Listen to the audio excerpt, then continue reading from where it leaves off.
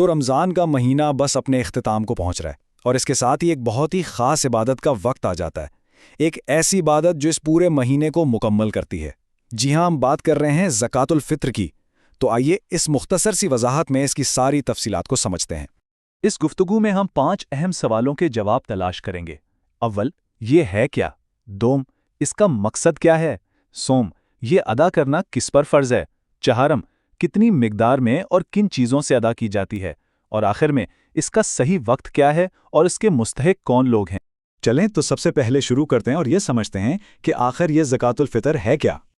اچھا، تو زکوٰۃ الفطر، جسے کچھ لوگ صدقہ فطر بھی کہتے ہیں، ہے کیا چیز؟ سیدھے لفظوں میں یہ ایک خاص مقدار میں بنیادی خوراک ہے جو مسلمان رمضان کے بالکل آخر میں عید کی نماز سے ٹھیک پہلے خیرات کے طور پر دیتے ہیں۔ اور ایک بات یاد رکھنے والی ہے کہ یہ ہماری عام زکوٰۃ سے بالکل الگ ایک عبادت ہے۔ اب سوال یہ اٹھتا ہے کہ آخر اس عبادت کے پیچھے کیا وجہ ہے، کیا حکمت ہے، اس کا مقصد کیا ہے؟ تو دیکھیں، اس کے 2 بہت ہی خوبصورت مقاصد ہیں۔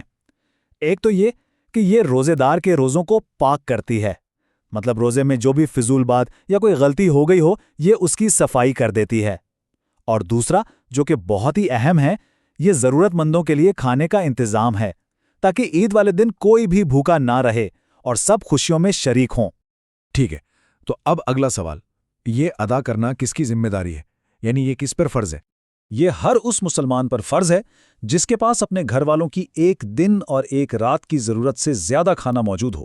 گھر کا جو سربراہ ہے وہ اپنی طرف سے بھی ادا کرتا ہے اور اپنے زیر کفالت تمام لوگوں کی طرف سے بھی، اور ہاں، اس میں مسافر بھی شامل ہیں، ان پر بھی یہ لازم ہے۔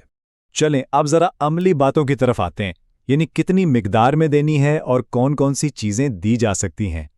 اس حکم کی جو بنیاد ہے نا، وہ صحیح بخاری کی ایک مستند حدیث ہے، یعنی یہ بات ہمیں سیدھے اللہ کے رسول صلی اللہ علیہ وسلم سے ملتی ہے۔ حضرت عبداللہ بن عمر رضی اللہ عنہما بتاتے ہیں کہ ہم صدقہ فطر میں 1 سا کھانا دیا کرتے تھے، یا 1 سا جو، یا 1 سا کھجور، یا 1 سا پنیر، یا 1 سا کشمش۔ تو اس حدیث سے ہمیں مقدار اور قسم دونوں کا بالکل واضح پتہ چل جاتا ہے۔ تو جو مقدار مقرر کی گئی ہے وہ ہے 1 سا۔ یہ اس زمانے کا ایک پیمانہ تھا، جیسے آج کل ہم کلوگرام استعمال کرتے ہیں۔ اب سوال یہ ہے کہ آج کے دور میں 1 سا کتنا بنے گا؟ تو اندازاً یہ 2.5 سے 3 کلوگرام کے برابر ہوتا ہے۔ تو آسان لفظوں میں ہر شخص کی طرف سے تقریباً 3 کلو اناج دینا ہے۔ حدیث میں تو گندم، جو، کھجور، کشمش اور پنیر کا ذکر آیا ہے، لیکن علماء کہتے ہیں کہ اس علاقے کی جو بھی بنیادی خوراک ہو وہ دی جا سکتی ہے۔ جیسے ہمارے ہاں چاول یا آٹا بہت عام ہے تو وہ بھی دے سکتے ہیں۔ یہاں ایک بات سمجھنا بہت ضروری ہے، اصل سنت کے مطابق زکوٰۃ الفطر خوراک کی شکل میں ہی ادا کرنی چاہیے۔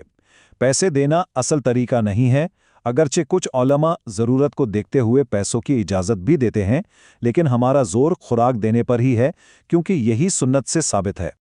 اور اب ہم آخری حصے کی طرف بڑھتے ہیں کہ اسے ادا کرنے کا صحیح وقت کیا ہے اور یہ دینی کس کو چاہیے۔ اس کے وقت کے 3 درجے ہیں۔ عید سے 1 یا 2 دن پہلے دینا جائز ہے، لیکن سب سے بہترین وقت عید کے دن عید کی نماز کے لیے جانے سے پہلے کا ہے۔ اور اگر کسی نے عید کی نماز کے بعد ادا کی تو وہ زکوٰۃ الفطر نہیں کہلائے گی، بلکہ وہ ایک عام صدقہ شمار ہوگی۔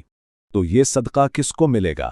اس کے حقدار صرف اور صرف مسکین اور فقیر ہیں، یعنی ہمارے معاشرے کے وہ لوگ جو غریب اور ضرورت مند ہیں، تاکہ وہ بھی سب کے ساتھ عید کی خوشیاں منا سکیں۔